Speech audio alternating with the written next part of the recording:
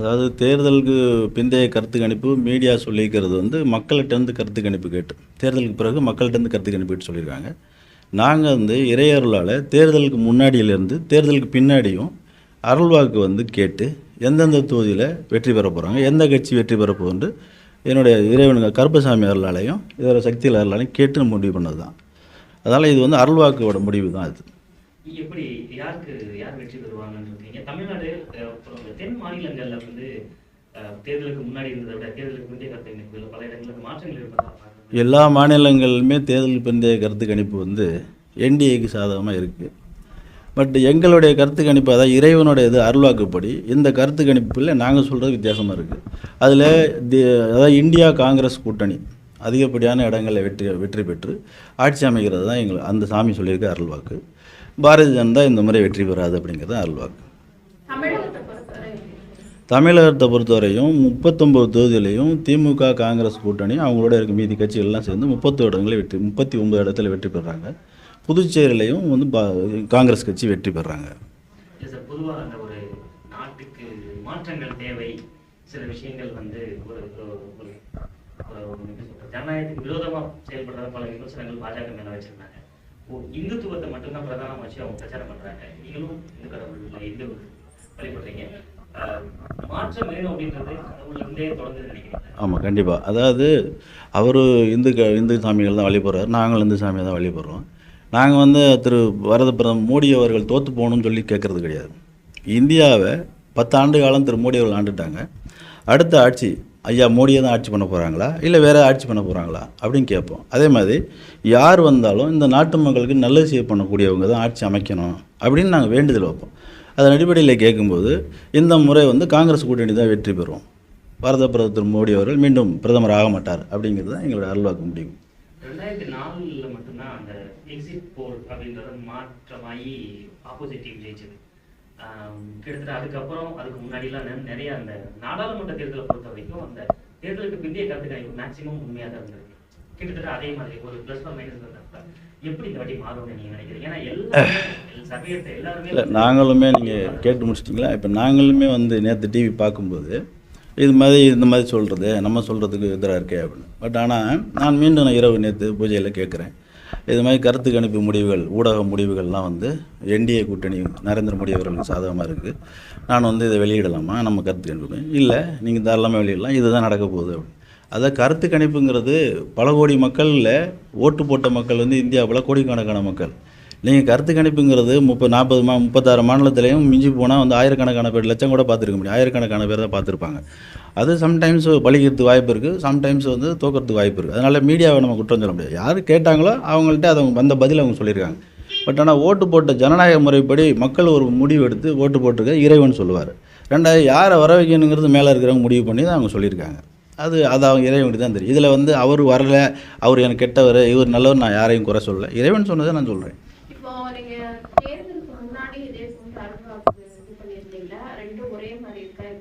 தேர்தலுக்கு முன்னாடி கேட்டதும் இப்போ வந்து எக்ஸாக்டாக 100% ஒரு தொகுதியோட மாற்றம் இல்லை. அதாவது காங்கிரஸ் கூட்டணி, காங்கிரஸ் மட்டும் பார்த்தீங்கன்னா 172லேருந்து 177 இடங்களில் காங்கிரஸ் மட்டும். அவங்களோட அலையன்ஸுன்னு பார்த்தீங்கன்னா கிட்டத்தட்ட 188 தொகுதியிலேருந்து 203 தொகுதி வரைக்கும் வெற்றி பெறாங்க. கிட்டத்தட்ட 306லேருந்து 380 தொகுதி வந்து காங்கிரஸ் கூட்டணி வெற்றி பெறும்.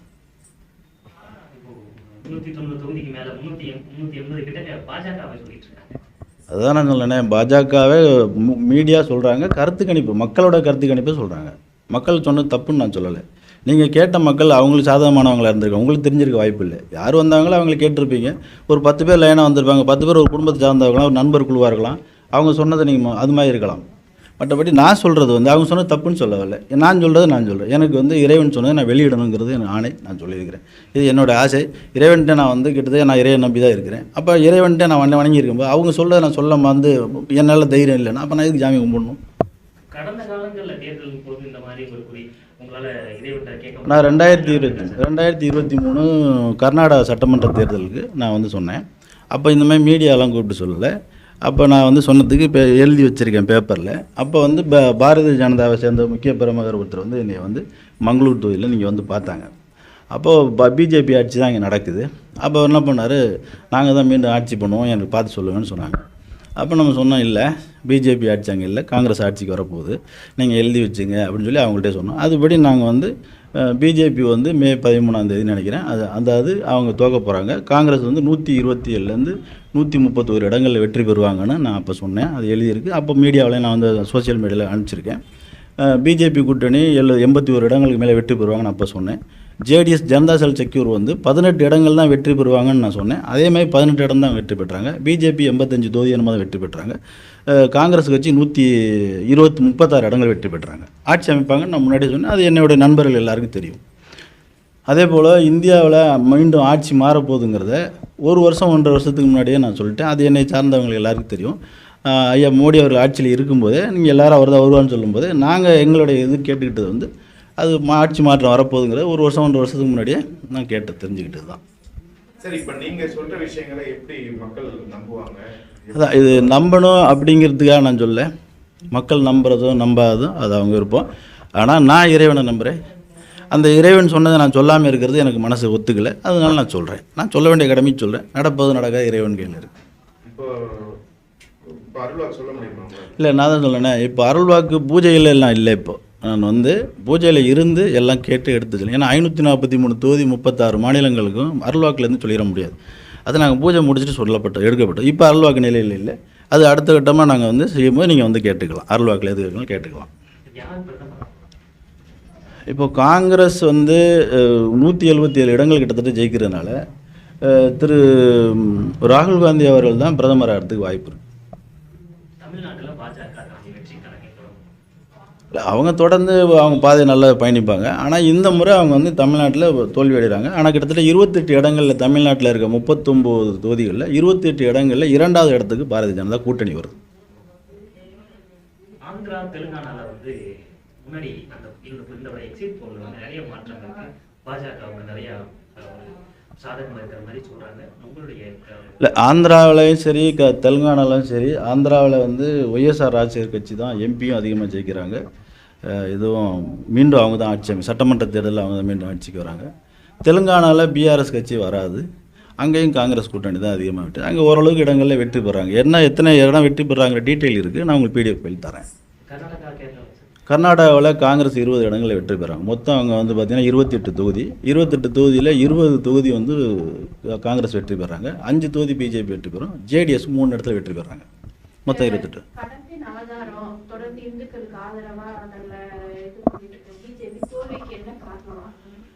அது பிஜேபிக்கு தோல்விக்கு எதுன்னு காரணம்னு நம்ம சொல்ல முடியாது. இது எங்களை பொறுத்த வரைக்கும் இறைவனோட முடிவு தான். அது பிஜேபி ஆட்சிக்கு வராங்களா காங்கிரஸ் ஆட்சிக்கு வராங்கிறது எங்களை பொறுத்த வரைக்கும் நம்ம அரசியல் சார்பாக என்ன முயற்சிகள் எடுத்தாலும் வெற்றியை அப்படிங்கிறது மேலேருந்து இறைவன் நிர்ணயிக்கிறது தான். அதன் அடிப்படையில் இப்போ இப்படி தான் நிர்ணயிச்சிருக்காங்கிறது எங்களுடைய இது. கடவுள் வந்து உங்களுக்கு கட்சியின் பேரால வெற்றி வாய்ப்பு சொல்றாரா இல்லை மனிதர்கள் பேரால சொல்றாரா? கட்சி பேரை தான் நான் கேட்பேன். நான் கேட்கும்போது பாரதிய ஜனதா கூட்டணி திரு நரேந்திர மோடி வெற்றி பெற்று மீண்டும் ஆட்சி அமைப்பாரா, இல்லை இந்தியா காங்கிரஸ் கூட்டணின்னு ஒரு கூட்டணி அமைச்சிருக்காங்க இவங்க வெற்றி பெறுவாங்களா அப்படின்னு கட்சி பேரையும் கேட்போம். முக்கியமான தலைவர்கள்னால் இப்போ மோடியை பேர் சொல்லுவோம், இந்த பக்கம் ராகுல் காந்தி பேர் சொல்லி கேட்போம். அதுபடி தான் கேட்டிருக்கு.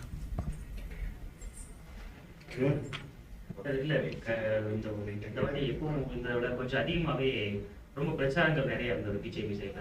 அதாவது அந்த கடவுளின் அவதாரம் சொல்லிட்டு தொடர்ச்சியாக சொன்னது. இல்லை சார், அதாவது கடவுள் நீங்கள் கடவுளுக்கு பல பேர் வைக்கலாம், பட் இறை அப்படின்றது ஒன்று தான். எஸ், இறை மோடியை பிடிப்பாங்க கடவுள். இல்லை, அவர் வந்து பேசிக்கலாக ஒரு நல்ல ஆத்மா தாங்க. ஒரு இறை ஆத்மா தான். அவர் இறைவன் அவர் சொல்லிக்கிறாருன்னா அது தன்னம்பிக்கை, அது தப்பு இல்லை. ஒரு இறை ஆத்மா தான், நல்ல சுத்தமான ஆத்மா தான். வெற்றி தோல்விங்கிறதுக்கும் இறை ஆத்மாவுக்கும் சம்மந்தம் கிடையாது. வெற்றி தோல்விங்கிறது அது ஆட்சி பண்ணுறது அடுத்த கட்டம் வர வேண்டிய நிலைக்கு வந்தாச்சு. ஒருத்தவங்க படிச்சுக்கிட்டே இருக்கிறாங்க அப்படின்னா, இப்போது எம்எஸ்சி படிப்பீங்க, திருப்பி எம்எஸ்சியை படிச்சுட்டே இருப்போமா, அது முடிச்சிடுவோம், அடுத்ததுக்கு போயிடுவோம். அதுபோல் அவங்க காலகட்டம் அது முடிஞ்சு இந்தியாவுக்கு செய்ய வேண்டிய அவரால் செய்யப்பட்டது விடுது. அடுத்து வேற ஆள் வரணும் இறைவன் நினைக்கிறாங்க. அது எங்களோட அருள்வாக்கு தான். அதுக்கு மேலே என்னங்க ராகுலுக்கு வந்து தொடர்ந்து இந்த மாதிரி பிரதமராக வாய்ப்புன்னு பல்வேறு கருத்துக்கள் எல்லாம் சொல்லிட்டு இருக்காங்க. ஆனால் இப்போ உங்கள் கருத்துக்கள் நீங்கள் கேட்ட அந்த இறைவாக்கில் ராகுலுக்கு வாய்ப்பு இருக்கதா சொல்லுங்க. எப்படி இருக்கும் அவங்களோட அரசியல் பயணம்? நல்லா இருக்கும். நாங்கள் அதையும் கேட்டிருக்கேன் சாமிகிட்ட. ராகுல் காந்தி அவர்கள் ஆட்சிக்கு வந்தால் இந்த ஜாதி மதம் இனம் மொழி பேதங்கள் மீண்டும் பிரச்சனை அதிகமாகுமா, நாடு வறுமைக்கு போகுமானா நல்லா தான் ஆட்சி இருக்குன்னு தான் சொல்லியிருக்காங்க. அவரோட ஆட்சியில் நாடு நல்லா இருக்குன்னு தான் சொல்லியிருக்காங்க.